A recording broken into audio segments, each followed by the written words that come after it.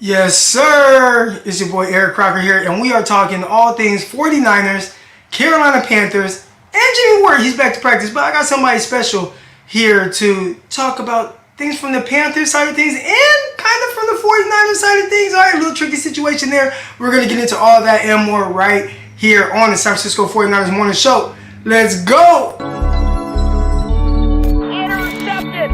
It is picked off by Eric Crocker. Over midfield, he'll run it all the way into the end zone. Touchdown.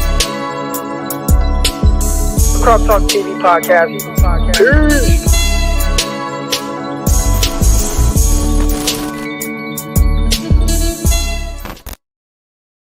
Welcome to another episode of the San Francisco 49ers Morning Show. I am your host, former NFL and AFL defensive back, Eric Crocker. Let's go! And I want to definitely thank everybody for waking up, getting with me. And I say waking up, a lot of y'all probably been up. Again, y'all know we kind of changed the times on how we're doing this whole thing. Previously, we were on here 6:30 a.m. Pacific. Now, it's what? 9 a.m. Pacific time? Alright, so definitely a little bit later in the day for different reasons, but I hope everybody's doing good. I hope everybody's adjusting to the new time slot. Is my microphone not on? Why did somebody say microphone? Oh no, my mic wasn't on. Hold on. Alright, there we go. Mic is on now. Alright. Hey, I appreciate y'all, man. Y'all be on top of it. Y'all be on top of it. So and I appreciate it. So y'all didn't let me go a whole 10 minutes. Y'all didn't make me go a whole 10 minutes without knowing that I wasn't clicked on the right mic. All right, appreciate y'all. Let's go. All right, but anyways, I see all the flames in the chat. What's up with three flames? What's up with that? Why we only got 3 flames? Y'all know the deal, man. We need all 5. We need all 5. There we go. 5 flames if you're feeling great. Anything less than that, we need to talk about it. Yes, sir. Yes, sir. But my guy Boogs got beats. Yes, sir. You made the live show. Let's go. We are live and direct. Yeah. All right. Hey, real quick. So, shout out to Locked On 49ers. You know, myself, Brian Peacock, come at you 5 days a week. And somebody went on Twitter, and let me pull it up. And listen, let me tell y'all something about kind of being live, right? Just how I had like a little hiccup with the mic, and y'all know sometimes I'll come on here and, I don't know, man, a lot going on. All right. But I messed up on something. And it's like, man, if you mess up on anything, man, these people, they will come at y'all. So real quick, because I know I responded to the tweet. I saw it. And it was people, I don't want to say they were dragging me, but it was like, how do you do that? How do you mess that up? How do you screw up the college that somebody went to? All right, and here it is. So I'm not gonna, say his name on here, but he says, how you gonna do a podcast? So listen, how are you gonna do a podcast and say our guy Hufanga went to UCLA? All right. And I get it. So, you see all the people in the comments like, oh yeah, well, they don't know nothing and blah, blah, blah, crazy, And I'm like, dude, like, it's a mix-up. My bad. And not only is it a mix-up, the crazy thing is that they didn't point out is, and I kind of posted the clip in there, like I went to the comments, I posted the clip, like, my bad. Right before I said Hufanga went to UCLA, I said he went to USC. So it's like, I know he went to USC. All right, I know he went to USC. And I said it. I was like, oh, Hufanga, when he was at USC, blah, blah, they asked him to do this, he looked a step slow at USC, blah, blah, blah. And then I went on to say something about pro day at UCLA or ran his 40 time at UCLA. Like, I slipped up, but they make it seem like I just don't know. But anyways, when you're live, things happen. Peacock could have edited it out. He didn't. Maybe he didn't catch it. But my bad. Not perfect. My bad. But people do care about USC, man. You see that behind me right now. But anyways, we're going to talk about Jimmie Ward today. We're going to talk about Panthers. But to talk about the Panthers, I have my guy, JJ Hardy, with me, the man behind Panthers culture. JJ Hardy, how you doing, man? Well, actually, I'm pretty down right now if you look at our record, but I'm grateful to be on your show. Thank you for bringing me on, brother. It's good to talk the Panthers and to come back and talk a little bit about the 49ers too. Well, you said come back and talk about 49ers because you cover the Panthers now. You are a Panthers fan now, if I'm not mistaken. Yeah, I am. All right, so you weren't always a Panthers fan. So Well, what team were you a fan of? Or you kind of were but weren't, but going back, because I know where you're from. Well, first, where are you from? I'm from Union, South Carolina, about an hour South from Carolina. Charlotte. Yeah, so I grew up about an hour from Charlotte. Gotcha. And growing up about an hour away from Charlotte, and I know like when you were young, a kid, there were no Carolina Panthers. No, a team didn't exist back when I came up. Right. So you was a fan of a team prior to the Carolina Panthers, and what team was that? I was a 49ers fan. I mean, Yeah. tried and true. I'm faithful. I was part of Faithful to the Bay. I've been part of every 49ers Super Bowl ever since I think was 1988, 1989, that time frame. Rice, Montana, Taylor, Craig, those are my guys, man. And all my football heroes are 49ers. I was telling you a story before we came on live, about my family name is Rice. And so, my grandmother's name is Rice. And so my great grandmother, when we would watch football back in the 80s, when Jerry Rice was first popping on the scene, she would say that Jerry Rice was your cousin.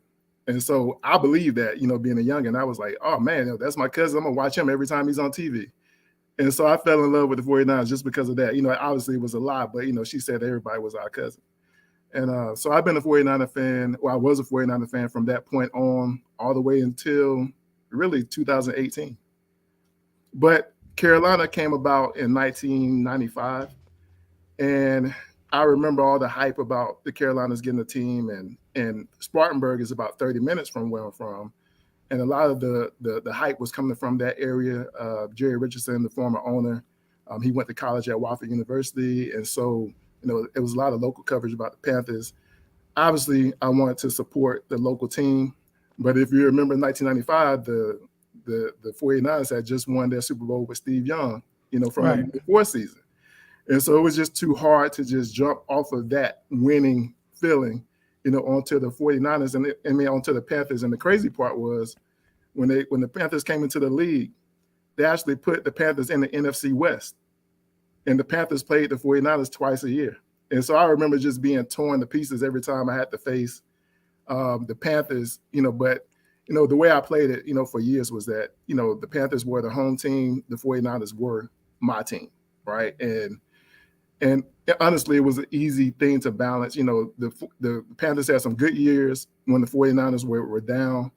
And so, if you remember the 49ers years, the time frame in the early 2000s, was pretty suspect, and so it was always good to just be able to say, at least the Panthers are doing good. But I was always a 49er through and through. 2016 changed a lot for me.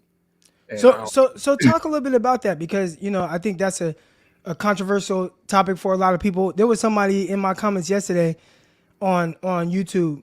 And I'm like, I see it here and there, and I've learned to not respond to it, but right. I wear a Colin Kaepernick jersey. First of all, listen, I don't buy jerseys. I don't buy these NFL players' jerseys, really, because, they switch teams, this and that. Mm-hmm. So about, 7 years ago, somebody gave me a Colin Kaepernick jersey. So I have a Cap jersey. Yeah. And I wear that jersey. If I go to a 49er game, I wear that jersey. And I feel like it has aged well in the sense of there's a meaning behind wearing a Kaepernick jersey. So it's like, look, I don't buy these other jerseys or whatever, but I'll wear my Cap jersey. Just I appreciate kind of what he stood for in the sense of, the message he was trying to send. And obviously there's a lot of people that disagree there. It's split. It kind of.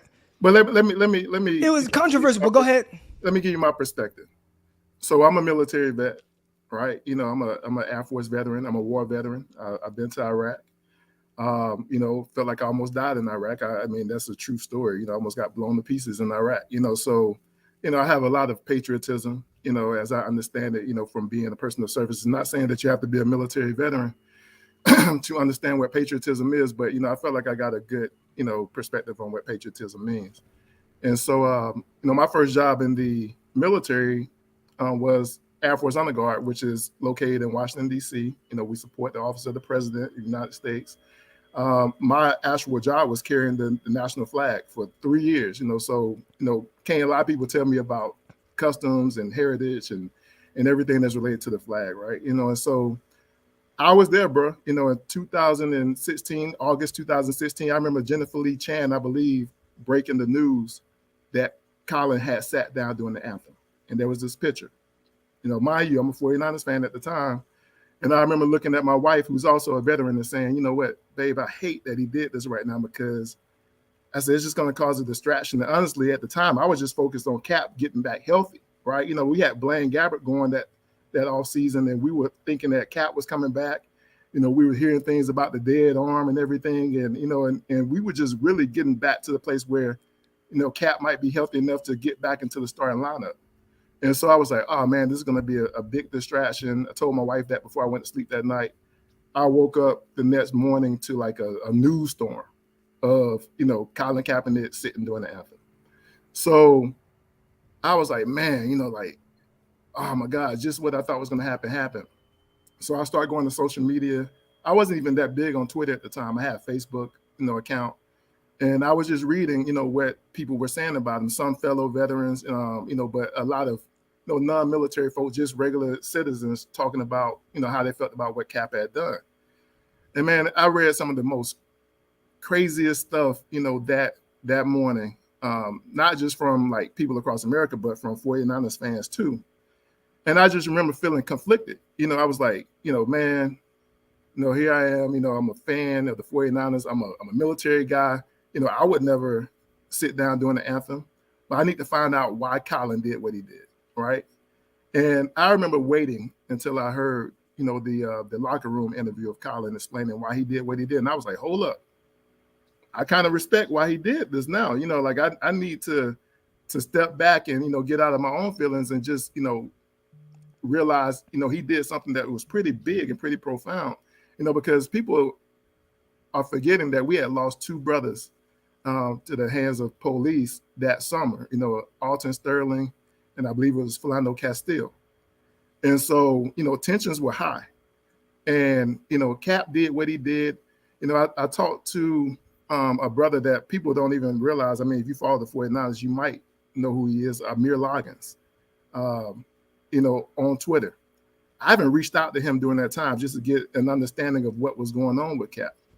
And he was like, look, man, this brother came to me, his girlfriend, I think maybe his wife now, Nessa, took him to University of Cal and really got him up to speed on things that matter, in the world of African Americans. And, I think he studied a course there at Cal. And, and Loggins put him through the course like a normal student would go through the course. So Kaepernick was waking up. A lot of people was putting blame on Cap and saying that he was only doing this because he had lost his position and stuff like that. But honestly, he was going through an awakening. And, when I realized what he was doing, how he was trying to use his platform, I was just one of those people who's like, you know what, I'm going to defend him. And early on, I was really proud of Jed York. I thought he really, stood behind him and supported him.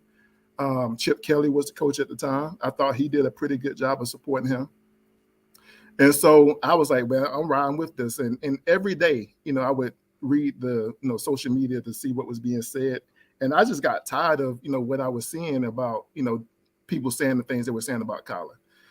At the end of the day, I was a military veteran, but I was born a black man. I'm going to die a black man. And I felt like what he was doing was trying to protect people that was like me, like my son, like my dad, like my cousins, brothers, whoever.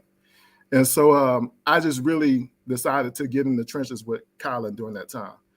Obviously, in 2016, that was easy to do because he was still on the team. And, eventually that year after he restructured his contract, he was able to get back into the starting role. But that was a bad team, a horrible team around him. And I think, the team went 1-15 that year. And so I was just like, man, after that season, I was like, that season is over. But Colin looked pretty good considering he had missed so much time and, the team was bad. I felt like he performed well. The team had like the worst defense in the league, though, and so we couldn't win games. So the off season, and I live in Atlanta, just to add more context, the Falcons were hot that year. They went to the Super Bowl. Kyle Shanahan was the hot name. And so, everybody kind of figured that Chip wasn't going to stay around. And so it was about who the 49ers were going to pick next. And Kyle Shanahan was the hot name, and he had earned that right. He had led, the Falcons to the Super Bowl offensively. Matt Ryan was the MVP. And I was here for all the hype. I was here with Kyle in Atlanta. And so I would see that on the news every day. And so I was hyped, that Kyle Shanahan was the hire. And he chose John Lynch to be his GM. And everybody respects John Lynch for what he did in the league. And so, on paper, it looked like a good marriage. And but as a fan, you would remember the first thing that happened, in the offseason, where pretty much the first major move that happened was, them deciding to move on from Colin Kaepernick. It was sold as Colin waiving his option. Opting out. Yeah, opting out or whatever, but they sat down with Colin and told him that they were going to cut him if he didn't opt out. So he just opted out rather than be cut. I think, he felt like that would be better optically, and so, so I was hurt by that, honestly, as a fan, but I was like, okay, I get it. I saw Kyle with Matt Ryan, here in Atlanta. Wants a different style quarterback. Yeah, different style of quarterback. He just led that man to the Super Bowl. He was MVP. Maybe he needs a pocket passer, but this was before the draft, right? This was before the draft. That draft had Deshaun Watson, Patrick Mahomes, yeah. right? If I'm not mistaken, we had like the third pick initially, a second pick going into the draft, which ended up being traded with Chicago. But trust me, if I'm telling you all this, I remember. And so yeah. Anyway, they didn't draft a quarterback. We know how that went. They drafted Solomon Thomas. They did draft CJ Beathard, but third round. They didn't draft one of the top dogs. Yeah, they didn't draft one of the top dogs. And you just got rid of your franchise guy, and then you're not drafting the guy. They brought in Hoyer, to be the starter. And I was just confused as a fan. I was like, man, you just moved on from Cap, but I don't know what Shanahan's plan is, now that he didn't draft a quarterback. He went, Solomon Thomas, who I thought was a solid pick at the time. But CJ Beathard, he wasn't the guy. Nobody knew who CJ Beathard was. We know that CJ Beathard now was drafted because he had affiliation in the league, And so anyway, fast forward, we don't have a quarterback, but later on that year, bro, I saw, the writing on the wall with Eric Reid. Eric Reid was asked to play linebacker. He did try to switch to that position while he was playing linebacker. They brought in, I think it might have been Colbert, somebody playing safety. And Tart rose up, to be a good safety. And Eric found himself as odd man out, in that situation. He played linebacker after Malcolm Smith went down. He came back, to playing safety, but really didn't have a position in the defensive backfield. And you kind of seeing him being phased out a little bit. And I didn't know what to feel about that. The next year we know what happens. They allow him to walk in free agency. Colin Kaepernick is gone. Eli Harold, the person that is not talked about much. He was traded, that offseason too, I think around training camp time. And so now the three brothers that had protested, who had kneeled, they were all off the roster. And I'll go back to this quote that John Lynch had about, he felt like the protest, the kneeling was divisive, right? Yeah. And I was like, man, it's too hard to separate that quote from the actions that the team had taken, right? All three of the guys that had protested were off the roster in less than 12 months, and so I just didn't see that as happenstance. And honestly, it didn't stop me immediately from being a fan. Like I still, I entered that season, hopeful, for the 49ers. That was 2018. I thought, that they can make some noise. Jimmy Garoppolo, didn't talk about him. He had been picked up the season prior, had came in and won those 5 games in a row, I believe it was. And so I was thinking, but they had paid him, and so that's something that had happened before the next season. They had paid Jimmy, and we had brought in Richard Sherman, to play corner, and so it was like, all right, man, like Cap is gone. Eric Reid is gone. I still think, the defensive backfield could have used Eric Reid at that time, but they weren't bringing him back. I think the thing that hurt my feelings with Eric was the fact that he was really wanting to come back. He was like, I'll take a cut.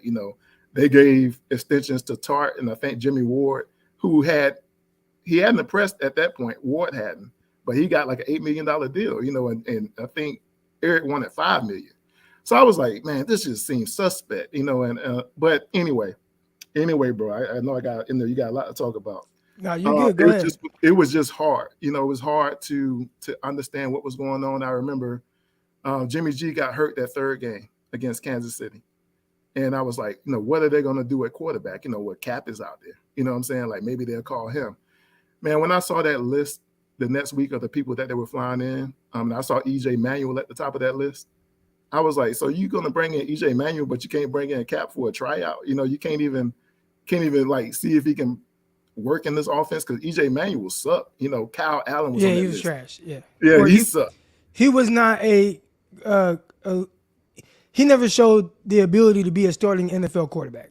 Right. Yeah, that's the better way to say it. But from what I saw out of him at Buffalo, he wasn't somebody I wanted on the 49ers team. The Savage, from out of Texas, from Houston, he wasn't somebody I wanted, to play. And then, I saw Kyle Allen, some other names that I just felt like, man, like who are these guys? But, Cap is available. The 49ers had also lost some safeties that game. I think Colbert went down. And so it was like, we need a safety too. Like, where's Eric at?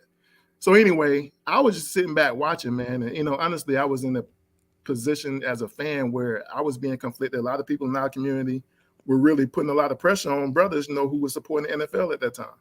And so I was kind of casually, watching anyway, but I was paying attention. I was at work having lunch, and I saw a tweet pop up that said the Carolina Panthers had signed Eric Reid. And for me, I was like, oh my God, this feels so good. Like one of these guys they got a job. And the crazy part, when I stepped back from it, I was like, this is the home team. This is Carolina. This is where I grew up at. I can't believe that whoever this new owner is, David Tepper, I didn't know him at the time, but I was like, I like Ron Rivera. I have been following Cam Newton. I like the team, Luke Kuechly. I was like, but more than anything, I was like, the pressure of me not being able to enjoy football because Cap and Eric was being blackballed, I felt like it had been alleviated, because now Eric Reid had a job, maybe, this means something positive for Colin too. And so I was like, I can watch the Carolina Panthers and feel good about it because Eric Reid is playing for him. And for me, it just was a really heavy emotional time, but I felt justified because I was like, it's the home team.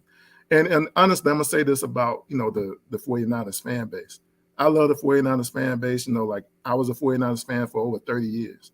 A lot of great fans, a lot of great reporters, writers, et cetera, et cetera, et cetera. But there was a very vitriolic side of the fan base that popped up during the Colin Kaepernick saga that I really didn't feel any, relationship with, and I know that didn't represent the whole fan base, but when you are heavy into your emotions about a situation, it was a lot of people who were saying a lot of crazy stuff, talking outside their neck to somebody like me across the country who I felt like you wouldn't say this in my face. I've been to San Francisco, and so, I'm not saying there ain't no tough guys out there, but I just felt like, like you're hiding behind the computer saying some crazy stuff about my race and about what I'm standing for, while I'm a fellow fan of somebody that I saw take us to the Super Bowl, and now you're treating that man like he trash just because he did something you didn't like.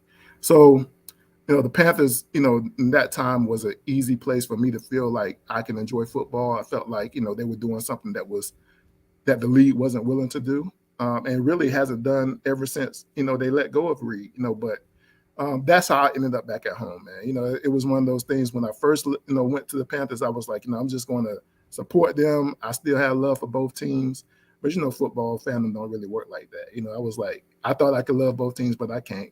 That next year, the 49ers turned real good, real fast. Jimmy G came back, he drafted Bosa, which I didn't like. And let me speak a little bit about that too. Bosa was somebody who came in very controversial. And, John Lynch had a problem with Kaepernick and, and Eric Reid for what they did. But but they drafted the guy who they should have drafted him. Like, don't get me wrong, talent wise, Yeah. it was just kind of hypocritical to what they had said, a couple of years before About being divisive and all that. about being divisive. And so I was like, how are you going to draft Bosa after saying that you didn't like somebody being divisive in the locker room? When you really got rid of the guys that you thought were being divisive. But you know how that thing works. Talent rules the day. And honestly, it was the right pick. It was just hard for me to accept, that they had done that. But man, when we went out to San Francisco in 2019, honestly, that was like the lowest point, because they smashed the Panthers, bro. 56 to whatever. I was so hurt that day because I was like, and my family was looking at me like, man, you left that for this, and I was like, no, but we got principle though, but it still hurt, but anyway, look, man, I hate on y'all, but the hate is coming from a place of love, but it was just a time where I just didn't want to see, that regime, be successful, but football, really has nothing to do with all that stuff. You stand on whatever principles you have, but the game is played between the lines. Kyle Shanahan is a great coach. It shows up all the time. You got some great defensive coordinators and you got a lot of talent. And so I got to respect that, what has been done, since he's been there. And so, but I'm going to hate on you when I can. I'm a Panther now. It's keep pounding. Yeah. And I appreciate you, for asking that because, I want to show love. It's a unique situation of, somebody and I have another homeboy who's been a lifelong Cowboy fan. Yeah. And there were certain things with the Cowboys organization that he couldn't get behind, and he switched over and he's a Charger fan now. Right. Now, there were some ties, just like you. You had ties to the Carolina Panthers, being from where you're from and all that, and the Eric Reid signing. And then, my guy, is like his wife, she's a Charger fan. Her family, they're Charger fans, and it was easy for him to kind of get behind a different organization. But, man, that's good stuff to kind of, learn that. The reasoning as to why you would switch teams, and I know that can't be something that's easy. It's not easy. You've been a fan of a team for so many years. You know what I'm saying? It's not easy. I got people in my family that like fell out with me because they were like, I can't believe you switched up. Teams like that. Like I've been knowing you to be a 49er your whole life. I was like, man, you think it's hard for you to accept? Think about me being a fan. Look, I'm gonna show you this. I don't know if people can see this or not, but. Hey, look, these are available if y'all want them. I still got a whole lot of gear, from those days. Yeah. And I got the jerseys. I got a Cap jersey. I got Jerry Rice jersey. I got Patrick Willis. I got some stuff, man, that I was sitting around. I just hold on to. I had told myself one time, I saw you, posting something on Twitter. I was like, man, I need to reach out to Croc and see, if he has some fans that would just like some gear. I'm a double extra large. I got a big head, so I'm like a size 8. In a cap, but if anybody that wants some stuff, I would send it out to, somebody in your fan base, just so you can have, and it's not just sitting on my shelf or whatever. All right. Yeah. We're going to have to set that up, man. But dude, let's get to, and real quick, got my guy Chris in here. He says, sir, thank you for your service. I respect what you did. So in fact, 49er fans, the real ones, the ones in here, because we got cool people that be in the chat on this show and everything like that. Everybody's real cool, man. So they appreciate what you did, and I think a lot of people will understand why you made the stance you did, and you stood on that. So we appreciate that. And shout out to Roscoe's too. Shout out to Mr. Roscoe. Yeah, that is Roscoe's. Yeah, been a long time. Yeah. So let's talk about your Carolina Panthers and kind of the state of the franchise, the state of the organization, kind of where they're at right now.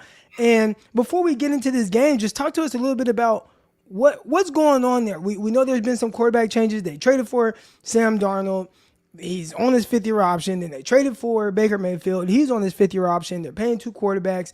I think Baker Mayfield took kind of a pay cut, but I feel like the talent that's on this team isn't really a reflection of the record that they've kind of put out there right now. What are your thoughts on that? So let me ask you a question before I give you my thoughts. You play football, at the NFL level.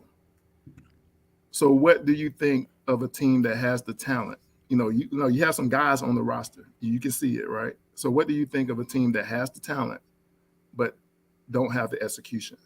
What do you think is the culprit? You said coaching, right? Yeah. Yeah.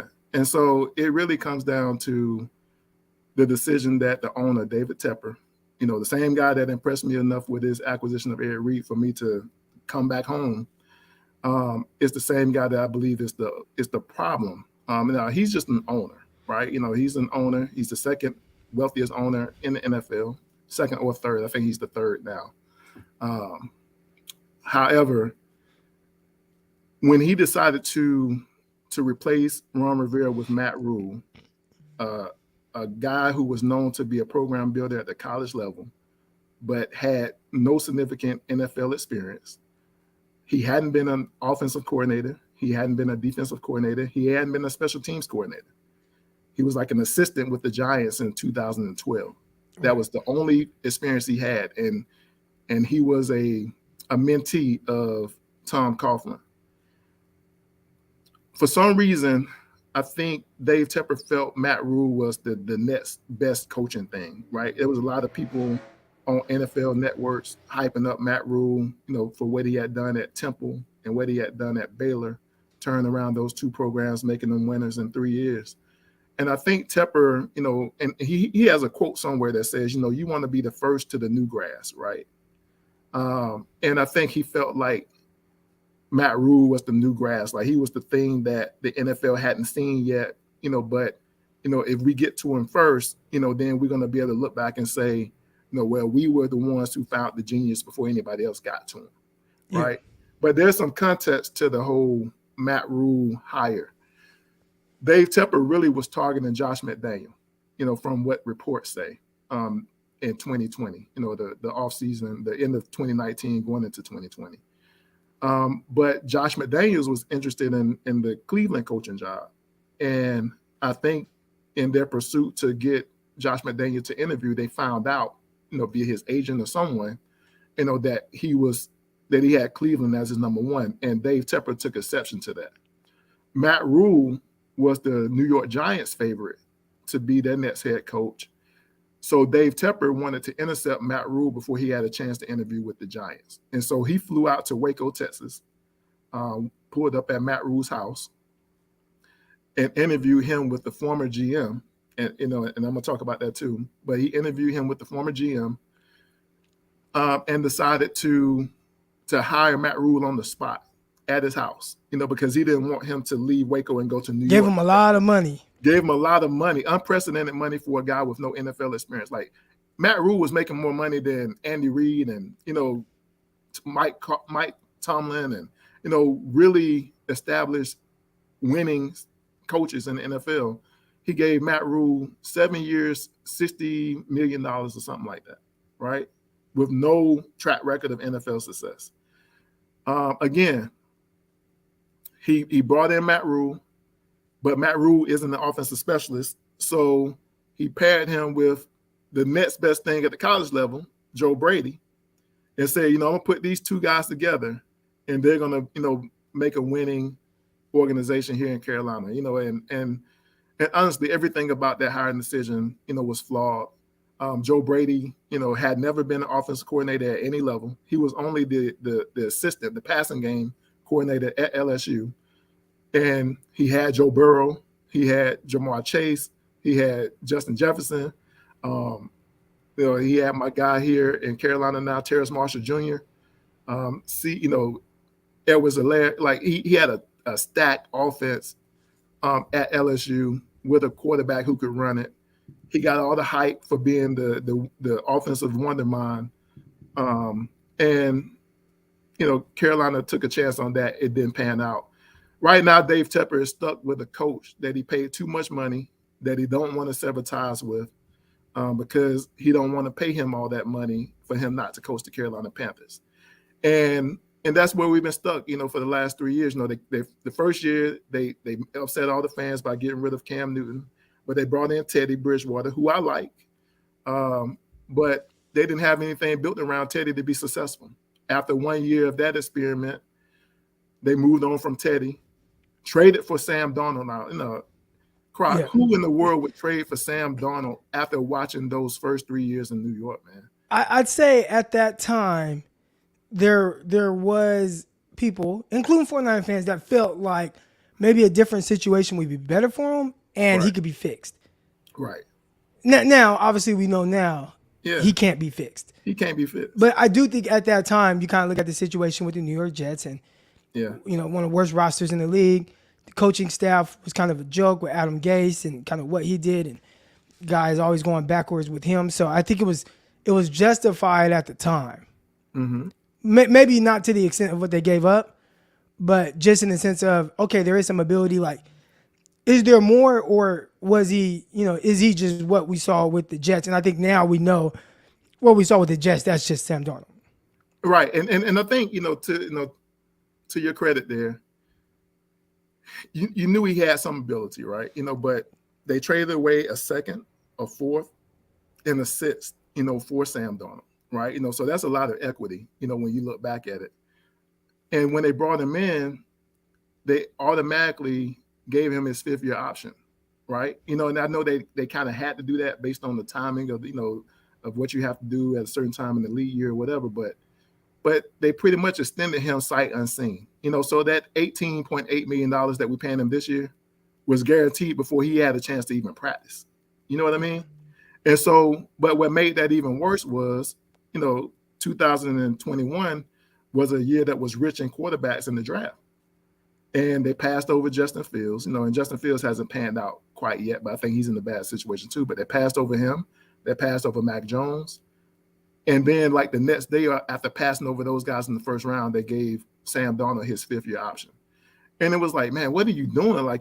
So you're already committing us to 2 years of Sam Darnold, sight unseen.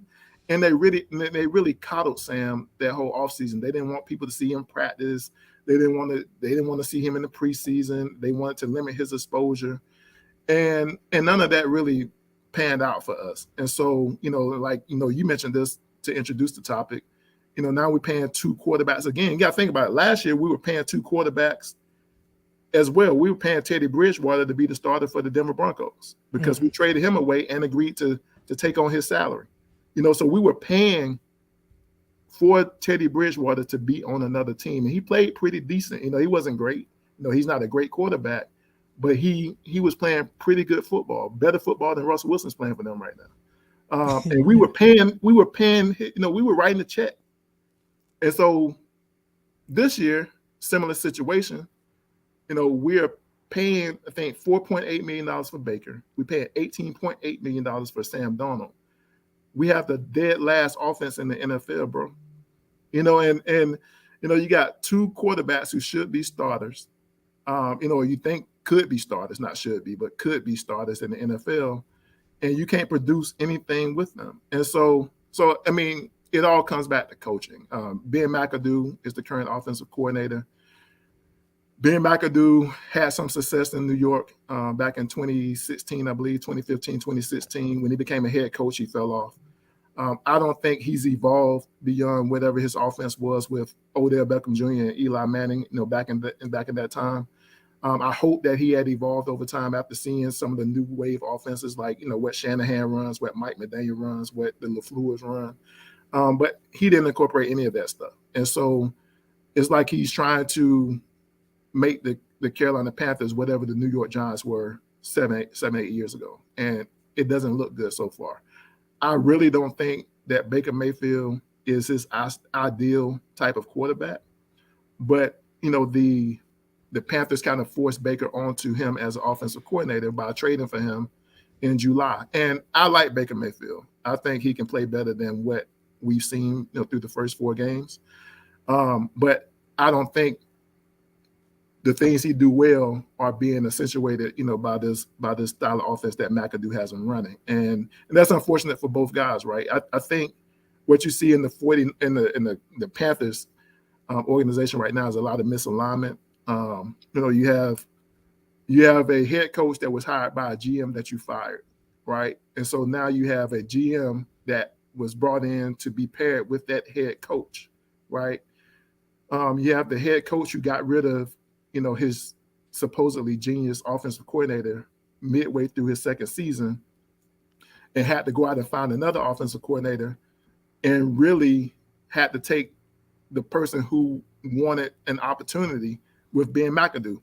Like, Matt Rule had declined Ben McAdoo from lesser roles in the 2 years prior. Ben McAdoo interviewed to be the quarterback coach for the Panthers in 2020 and 2021. And Matt Rule didn't think he was good enough for that. But in 2022, he had to settle for him being his offensive coordinator. So, that's a lot of misalignment, dysfunction, and you see it. You just see it when you watch the Panthers on the field.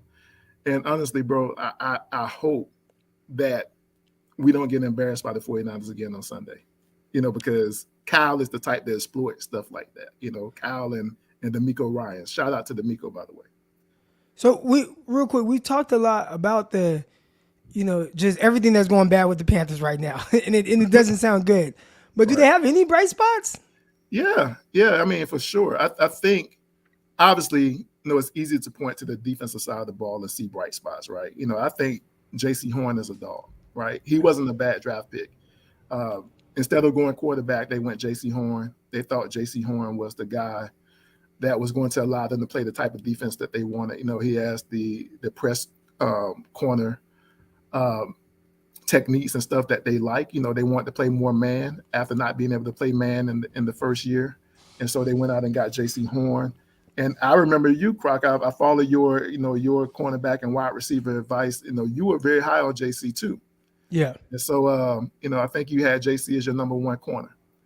And I think he has all the traits to be that guy. So I think he's the brightest spot, because of him being so young and the position that he plays is such a high demand position. Yeah. So I love JC Horn. After J.C. Horn, I would say is Brian Burns, as an edge.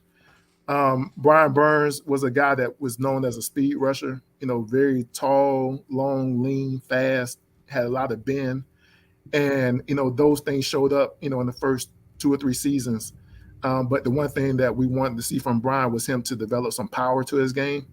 And it looks like he's taking that step now, where he's developing a little bull rush. I don't think it's still as powerful as I would like to see it, but he's still not a very big guy, but he's obviously worked on it. He has a little bit more push to him now, so it gives him some diversity. So I think, Brian Burns is definitely a bright spot on the team. Frankie Louvu, pretty much unheralded linebacker.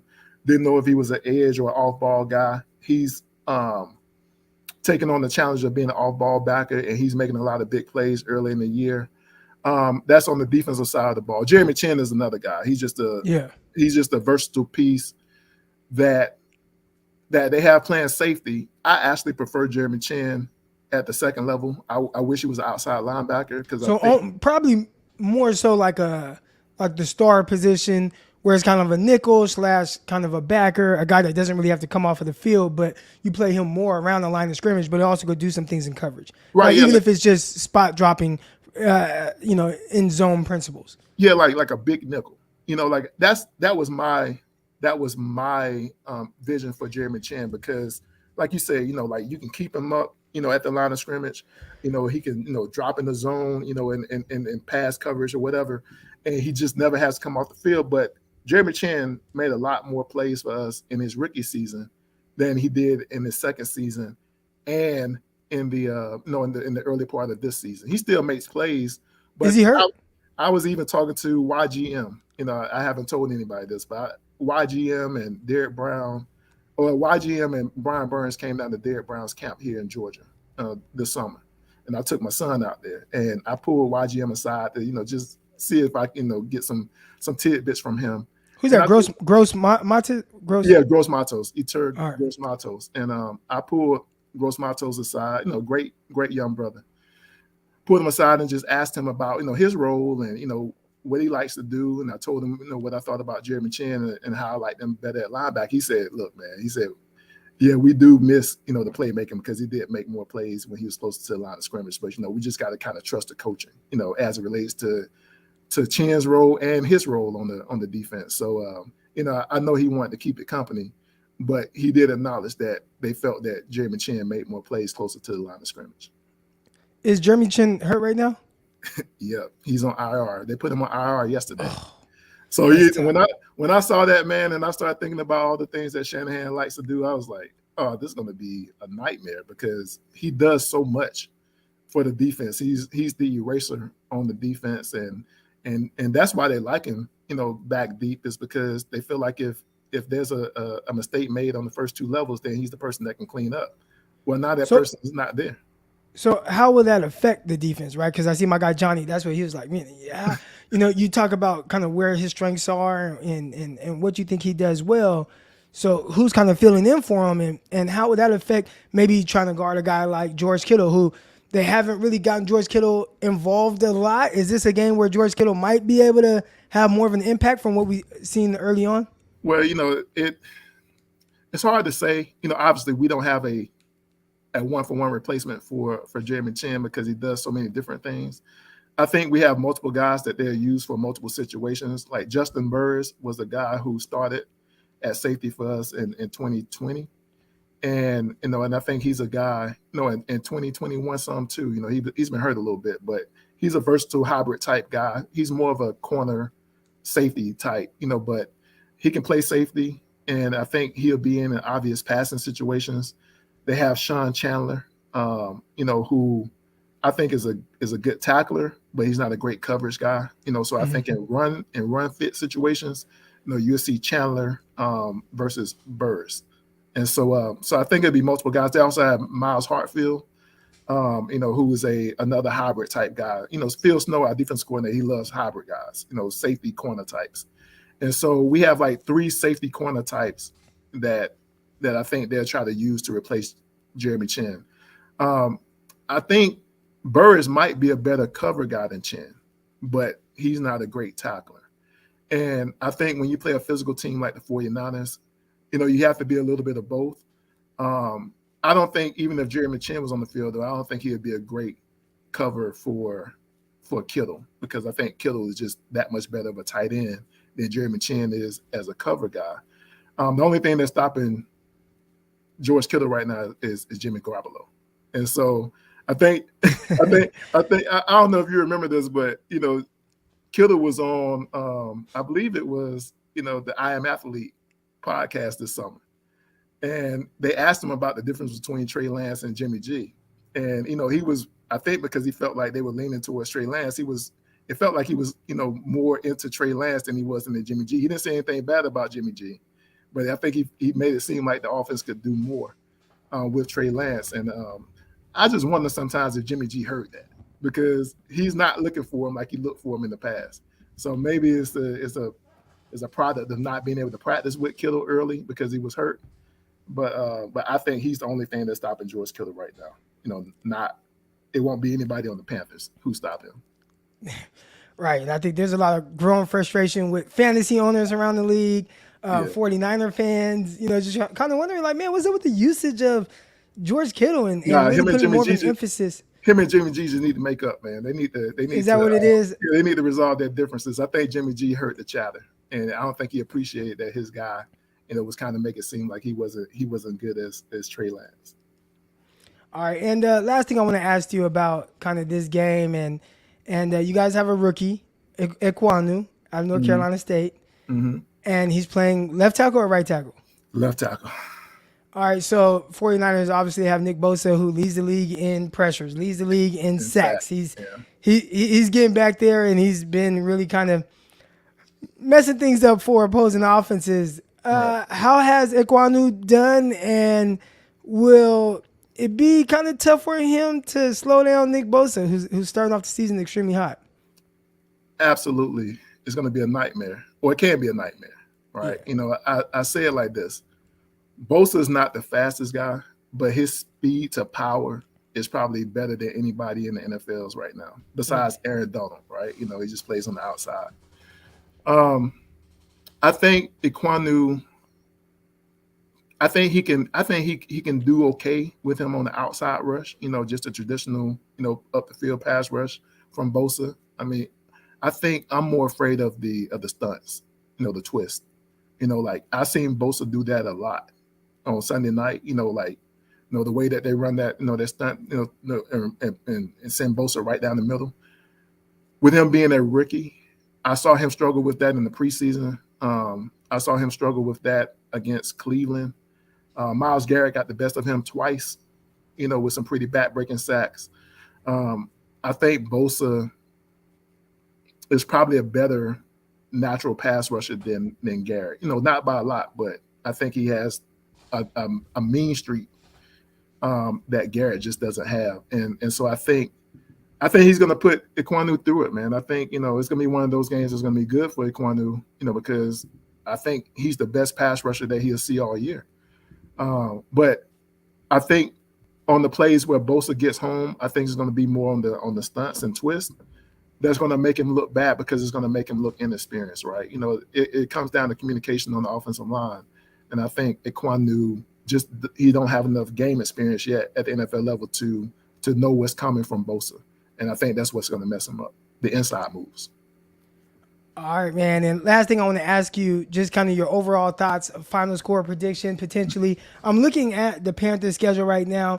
They lost week 1 to the Cleveland Browns by 2 points. Yeah. They lost week 2 to the New York Giants by 3 points. Mm-hmm.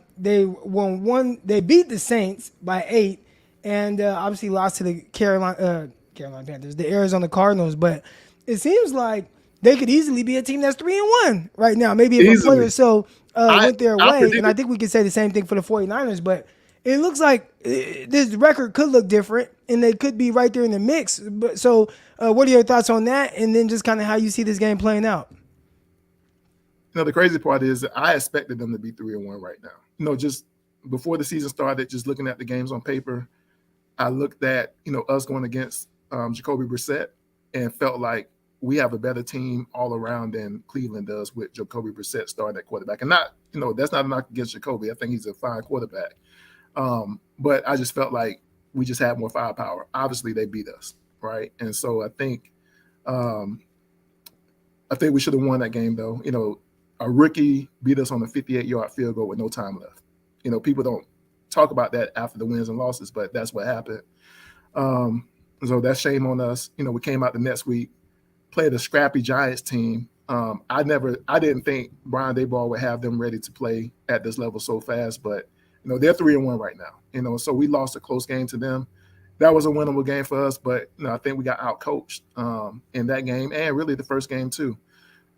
In week 3, we bounced back against the Saints, and I expected us to beat the Saints. And I think us beating the Saints is a product of when we had Joe Burrow. Like, we have a lot of their playbook. We know a lot of their keys, and so we know how to make the Saints look bad. And so that's why I always expected that we would beat them. And then the Cardinals. Joe Brady. I'm sorry, Joe Brady. I said Joe Burrow. To me, they're the same guy. So it's Joe Brady. He brought in the Saints playbook and he knew their keys. And so I think, our defense just knows how to stop them. So that wasn't a shocker. I was most shocked by the loss against the Cardinals because we've had a lot of success against them recently. And honestly, we were in position to beat them on Sunday too. But those tip balls that Baker's been played with early this year, they really haunted us when it was, time to go and try to win that game. And a team that should be 3-1 is 1-3. I really see us, and to the 49ers fans on the stream, I see the Carolina Panthers and the 49ers as being really similar teams, right? I think the difference is that your defense is a lot better than our defense in terms of, you have a coach, you have players, and I think they put in positions like you keep it so simple, and everybody's really good at what they do. You rush with 4, you don't have to send extra pressure. You got good guys in coverage. I think the pickup of Ward at corner, I think that was a great pickup. Tufanga has come along and he thinks he's Troy Polamalu right now. And so I think you have a lot of guys doing their jobs really, really well. Whereas the Panthers, we have a good defense. We have guys making splash plays, but we're not consistent. And I think we're getting there. We're just not on the same level. I think offensively, we are similar in terms of talent. You guys got, some issues on your offensive line right now, some young guys, and you got your third left tackle playing. But you still have Deebo Samuel and George Kittle. You're down to your second or third running back, but, he's always been good. Wilson's been good, filling in over the years. But you still have Jimmy G, right? And I think Jimmy G and Baker Mayfield are similar guys. I think Jimmy G has more of a penchant for winning in the clutch than Baker, but I think Baker probably is a more talented guy in terms of arm talent. But Jimmy G has always been around winning, and I think that's like the differentiator factors, and the fact that you have Kyle Shanahan coaching the offense. I think he knows how to hide deficiencies, better than our offensive coordinator does, and so I think the difference right now in the game, isn't the talent, although you probably have a little edge on talent. I think it's more so the coaching, and that's why so many fans don't have any confidence in, from the Carolina side about what's going to happen on Sunday. But I'm just not the type to pick against my team. And so I'm going to pick the Panthers. I'm going to pick the Panthers. I'm not one of those sucker fans, like I'm not an analyst, right? I'm not an objective analyst. I'm a fan. And so I picked the Panthers to win an ugly game. I'm going to call 19-12. I think Robbie Gould's going to have 4 field goals. And Jimmy G, he won't be able to find the end zone. I think we're going to take advantage. Hold on, I hear you, but you just for 30 minutes talked so bad about the Panthers and everything that's going on with the Panthers and how terrible everything is, man. And you can't stop Nick Bosa and all this, but you're still going to pick them to win. Because Jimmy G is going to throw a pick six. All right, so you're Jimmy's the equalizer, and you're like, everything else that's going on with the Panthers right now doesn't matter. They're at home, and 49ers got Jimmy G. What I'm betting on is that Jimmy G will play worse than Baker Mayfield. Like, I think you're going to try to establish the run like you always do, because Kyle Shanahan is he's going to have to try to hide your left tackle. Keep talking. I'm listening. I just got to plug my charger up, but keep going. Okay. Yeah. Kyle Shanahan is going to have to hide his left tackle, right? I saw that guy play a couple of weeks ago when he had to play.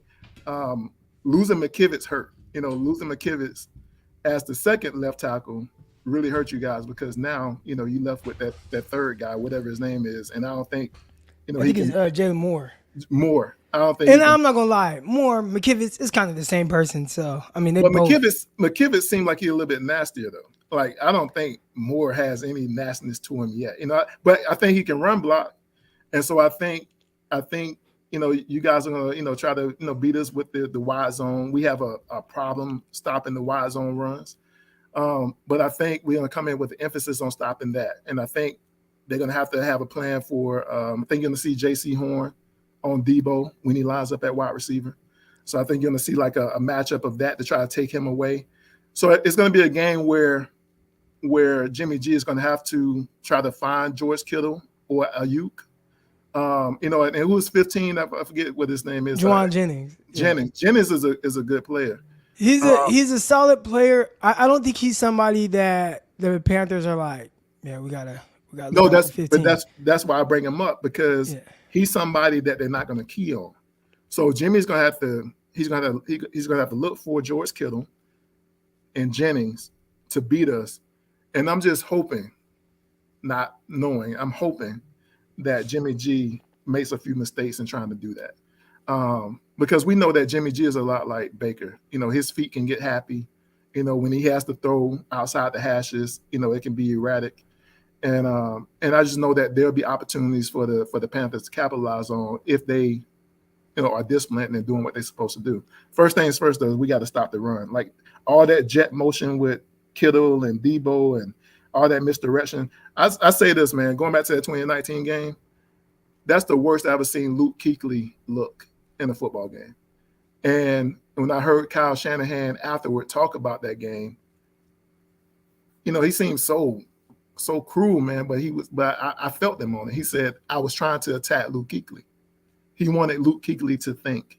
And so now I'm trying to think about who he's going to try to attack in this 49ers Panthers game on Sunday. And I think they're going to try to run at Brian Burns just to see if he can hold up against the run all game long. So it's going to be us having to survive what Kyle Shanahan wants to do to us. And if we can hold up, then I think the game becomes even. And I'm hoping that, that we are a Jimmy G turnover I call him Jimmie Giveaway now that I'm not a 49ers fan. That's my nickname for him. So we're hoping that Jimmie Giveaway gives us the game. But I think that's the way we have to win it. It won't be because we, found a lot of success against your defense. It'll be because Jimmy G just gave us so many opportunities to win the game. Awesome, man. Well, JJ, real quick, tell everybody where they can find you on Twitter. So my handle on Twitter is @PanthersCulture. Just like it sounds, Panthers Culture. I'm also on IG, but I don't do much there. But I'm Panthers Culture 51 on IG. But most of my activity is on Twitter. And for the fans out there, man, like I do seem like I have a lot of extra hate for the 49ers because I do now. I don't believe in supporting multiple teams anymore. But from a historical perspective, man, it's all love. I remember hoisting those trophies. I didn't hoist them, but watching the confetti fall on TV. We share a lot of the same historical moments. And so I miss Candlestick. I thought I was going to come out to Santa Clara, but I guess it won't be until you guys host another Super Bowl or we come out there to play you guys. But good luck to y'all otherwise, but not this week. All right. Awesome, man. JJ Hardy, appreciate you coming on. Yes, sir. All right. That's my guy, JJ Hardy from Panthers Culture. He's the man behind that, man. Make sure y'all follow him on Twitter and everything that he's doing. Definitely had a couple of things I want to touch on real quick. We didn't get to the Jimmie Ward talk. I wanted to talk about Jimmie Ward, but we'll get to that tomorrow. All right, so make sure you stay tuned for that. We got keep y'all on your toes a little bit. I did have a comment from my guy Cal. I love when he comments. All right, but the comments give me something like, okay, here's my thought process behind that, and I appreciate you commenting here because then I get to kind of elaborate on it, right? So obviously just now I said I don't think that Jauan Jennings is someone that they're in the meeting room saying, oh man, we got to stop 15 and. I'm just talking from a player's perspective. So that doesn't mean just like just now, right? JJ Hardy was like, 49ers probably going to run at Brian Burns and see how he holds up. That's not him saying Brian Burns isn't a good football player. That's not him saying that Brian Burns probably isn't the best player on their defense. And we know he can impact the game with sacks and stuff. That's just saying, hey man, like, let's see how he holds up with this. And that's my same thing with Jauan Jennings, I think he could be a good football player, run after catch and whatnot. But if I'm in that defensive meeting with the Panthers, I'm not thinking about Jauan Jennings from the standpoint of, oh man, like this guy's gonna hurt us. Now again, you'll notice certain things with alignment. All right, on down and distance, and he aligns here. What do they like to do? You'll notice those things, right? And you'll talk about those things, and those things come up in meetings. Right, all right, hey, 15, and they call him 15. They don't even call him Jauan Jennings. 15, when he lines up here and it's this down the distance, watch out, he's gonna come and he's gonna do this, and look, he blocks well, etc. Okay, 15 on down distance. If we take the, then they might do this. But just in the sense of hurting them, oh man, Deebo Samuel, where is he at? Deebo Samuel, where is he at? All right, that's what they're doing. What is this? I need help. I ain't gonna lie, bro. We're gonna have to put you on timeout. All right, but Deebo Samuel, where he's at, like they're focused on Deebo Samuel, right? Brandon Ayuk, and I have said little things, and I don't want to take it. It's like, hey man, I want to see you beat man coverage more consistent, like get more separation in man coverage, because I think that's what he is in the grand scheme of things, like what he's gonna hang his hat on. So like, do that more consistently. And we've seen that at times. I remember him, again, I always bring up Bears game, just destroying the guy out of they have four quads to the right, 2-point conversion, just destroys him, catches the ball easy. Destroyed a guy in the Seattle game for a touchdown a couple years ago, Williams. I think that was his rookie year. Fade. I mean, just destroys him, right? Separation, that's going to be how he gets paid. Like, that's what he's going to make it. So be more consistent at that. I saw what he did to Jalen Ramsey in the last game on the goal line. Right? Just destroyed him on a whip route. Whip route. Destroyed him. Be more consistent with those things, because that's how you're going to make your money. All right. So I don't look at it as a subtle jab. Just, hey man, like be more consistent with that. Like, and yeah. And then the quarterback can count on that more. Right? I think that's what I'm trying to say. But yeah, as far as Juwan Jennings, yeah, it ain't no jab. It's just if I'm a DB in the meeting room, the focus isn't on 15. The focus is on 19. Where is 19 at? That's who we're talking about. 15's just there. Now, okay, if he's there, he might try to block you extra aggressive. And he might catch a pass here and there. Appreciate everybody that's in the chat right now. Everybody hit the like button. Everybody that subscribed. Hope y'all all like this show. We'll be back here tomorrow, and I'm going to have another guest on. All right, so let's do it, man. Let's do it. It's almost there. It's almost the weekend. Today's my Friday. I hope y'all have, everybody good? Is everybody good? Everybody having a great weekend? Everybody got their weekends kind of set up? What you doing? Today's my Friday, so I'm going to chill. I do got Locked On 49ers. I got to record. All right, but yeah, everybody good? Yeah. All right, man. Well, I'll see y'all tomorrow, man. Love y'all. Appreciate y'all, man. Y'all have a great day. And if you need anything, man, hit me up. All right, I'll be right here. Find me on Twitter at Eric_Crocker. Until then, I'm out. Peace. Intercepted. It is picked off by Eric Crocker. Over midfield, he'll run it all the way into the end zone. Touchdown. Cross Talk TV podcast. Peace.